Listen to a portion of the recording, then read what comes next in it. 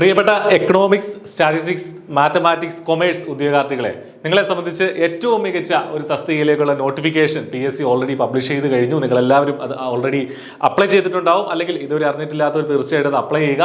അപ്പോൾ ആ ഒരു പോസ്റ്റിനെ പറ്റിയും എന്താണ് അതിനുവേണ്ടി പഠിക്കേണ്ടത് തുടങ്ങിയ കാര്യങ്ങളൊക്കെയാണ് നമ്മൾ ഈ ഒരു വീഡിയോയിൽ ഡിസ്കസ് ചെയ്യുന്നത്. സ്റ്റാറ്റിസ്റ്റിക്കൽ അസിസ്റ്റന്റ് ഗ്രേഡ് 2 അഥവാ സ്റ്റാറ്റിസ്റ്റിക്കൽ ഇൻവെസ്റ്റിഗേറ്റർ ഗ്രേഡ് 2 എന്ന പ്രസ്റ്റീജിയസ് ആയ ഒരു തസ്തികയെ കുറിച്ചാണ് ഞാൻ സംസാരിക്കുന്നത്. അപ്പോൾ PSCയുടെ നോട്ടിഫിക്കേഷന്റെ കൂട്ടത്തിൽ ഇത് തൊട്ട് മുന്നേ ഡിസംബർ അവസാനം വന്ന നോട്ടിഫിക്കേഷനുകളുടെ കൂട്ടത്തിൽ ഈ ഒരു തസ്തികയിലേക്കുള്ള സ്റ്റാറ്റിസ്റ്റിക്കൽ അസിസ്റ്റന്റ് എന്ന തസ്തികയിലേക്കുള്ള നോട്ടിഫിക്കേഷൻ വന്നിരുന്നു. അപ്പൊ നിശ്ചിത യോഗ്യതയുള്ള ഉദ്യോഗാർത്ഥികൾക്ക് ഇതിന് ഇപ്പോൾ അപ്ലൈ ചെയ്യാൻ പറ്റുന്ന സമയമാണ്. അപ്പൊ കൃത്യമായിട്ട് ആപ്ലിക്കേഷൻ കൊടുക്കുക. കാറ്റഗറി നമ്പർ 741/2024 ജില്ലാ തലത്തിലെ നിയമനമാണ്. അപ്പൊ നിങ്ങൾ ആ ഒരു ഓപ്ഷൻ പോയി നോക്കിയാൽ ഡിസ്ട്രിക്ട് വൈസ് വേക്കൻസികളുടെ അല്ലെങ്കിൽ ആ ഒരു നോട്ടിഫിക്കേഷന്റെ സ്ഥലത്ത് പോയി നോക്കിയാലേ ഇത് കാണുള്ളൂ എന്നുള്ള കാര്യം ശ്രദ്ധിക്കുക. അവിടെ നിങ്ങൾക്ക് അപ്ലൈ ചെയ്യാൻ പറ്റുള്ളൂ. അപ്പൊ കാറ്റഗറി നമ്പർ 741/2024 ഏത് വകുപ്പിലേക്കാണ് നിയമനം? എക്കണോമിക്സ് ആൻഡ് സ്റ്റാറ്റിസ്റ്റിക്സ് എന്നുള്ള വകുപ്പിലേക്കാണ് നിയമനം എന്നുള്ള കാര്യം പ്രത്യേകം ശ്രദ്ധിക്കുക. Name of the post statistical assistant grade 2, statistical investigator grade 2 എന്നുള്ളതാണ്. വളരെ പ്രസ്റ്റീജിയസ് ആയ ഒരു പോസ്റ്റ് തന്നെയാണ്. 31,100 മുതൽ 66,800 വരെയുള്ള ഏറ്റവും മികച്ച ഒരു സാലറി സ്കെയിൽ സ്റ്റാർട്ടിംഗിൽ തന്നെയുണ്ട്. പ്രത്യേകം ശ്രദ്ധിക്കുക, number of vacancies anticipated vacancies എന്നാണ് എല്ലാ ജില്ലകൾക്കും കറസ്പോണ്ടിങ് ആയിട്ട്. തിരുവനന്തപുരം മുതൽ കാസർഗോഡ് വരെയുള്ള എല്ലാ ജില്ലകളിലും ആന്റിസിപ്പേറ്റഡ് വേക്കൻസീസ് എന്നാണ് കാണിച്ചിരിക്കുന്നത്.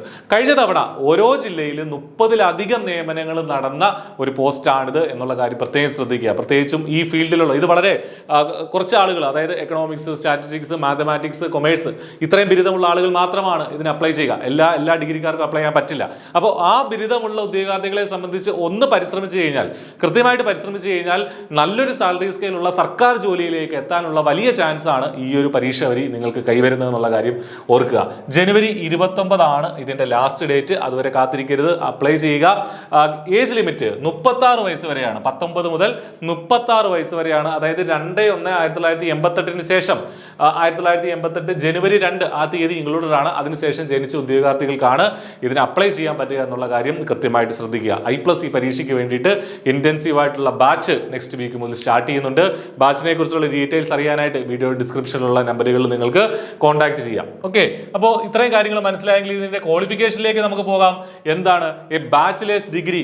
ബിരുദമാണ്, ഏതെങ്കിലും ഡിഗ്രിയാണ്. ഏതില്? എക്കണോമിക്സിൽ, അല്ലെങ്കിൽ സ്റ്റാറ്റിസ്റ്റിക്സിൽ, അല്ലെങ്കിൽ മാത്തമാറ്റിക്സിൽ, അല്ലെങ്കിൽ കൊമേഴ്സ് വിത്ത് സ്റ്റാറ്റിസ്റ്റിക്സ്. ഈ ഇത്തരം യോഗ്യതകൾ ഇതിൽ ഏതെങ്കിലും ഒരു ഡിഗ്രി, ഒരു ബിരുദം നിങ്ങൾക്കുണ്ടെങ്കിൽ, BSc ഉണ്ടെങ്കിൽ തീർച്ചയായിട്ടും നിങ്ങൾക്കിതിന് അപ്ലൈ ചെയ്യാനായിട്ട് സാധിക്കും. വലിയ ഓപ്പർച്യൂണിറ്റിയാണ്. ഇനി എന്ത് പഠിക്കണം ഇതിനു വേണ്ടി എന്ന് ചോദിച്ചു കഴിഞ്ഞാൽ, എക്കണോമിക്സ് ഈ പറഞ്ഞ ആ ഒരു ക്വാളിഫിക്കേഷൻ കണ്ടല്ലോ, ആ ക്വാളിഫിക്കേഷന്റെ എല്ലാ സംഗതികളും നമ്മൾ പഠിക്കേണ്ടിയിരിക്കുന്നു. വലിയ സിലബസ് ആണ്. പക്ഷേ കൃത്യമായിട്ട് ചിട്ടയായിട്ട് പഠിക്കുകയാണെങ്കിൽ തീർച്ചയായിട്ടും നിങ്ങൾക്ക് പരീക്ഷാ കലണ്ടറൊക്കെ വന്നിട്ടുണ്ട്.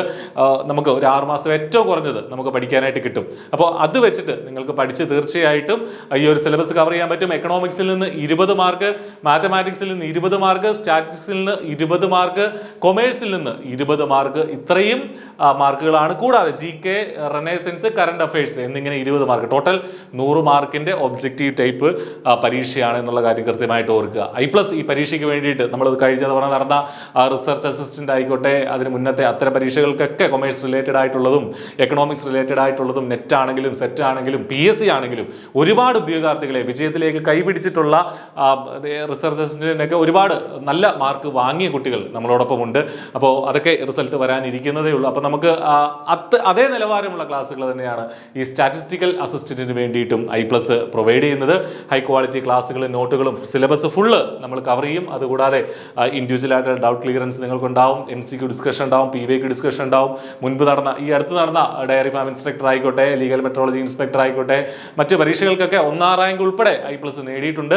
അതേ നിലവാരമുള്ള ക്ലാസ്സുകൾ, അതേ നിലവാരമുള്ള അധ്യാപകർ നിങ്ങൾക്കായിട്ടും സ്റ്റാറ്റിസ്റ്റിക്കൽ അസിസ്റ്റന്റിന് വേണ്ടിയിട്ട് നമ്മൾ പ്രസന്റ് ചെയ്യുകയാണ്. അപ്പോൾ തീർച്ചയായിട്ടും നന്നായിട്ട് പഠിക്കുക. നല്ലൊരു അവസരമാണ്. സർക്കാർ ജോലി നേടാനായിട്ട് വേക്കൻസി ഉള്ള ഒരു പോസ്റ്റാണ്. കൂടാതെ കൃത്യമായിട്ട് സിസ്റ്റമാറ്റിക് ആയിട്ട് പഠിക്കുകയാണെങ്കിൽ നമുക്ക് ഉറപ്പായിട്ടും റാങ്ക് ലിസ്റ്റിൽ എത്താനായിട്ട് സാധിക്കും. All the best. Thank you.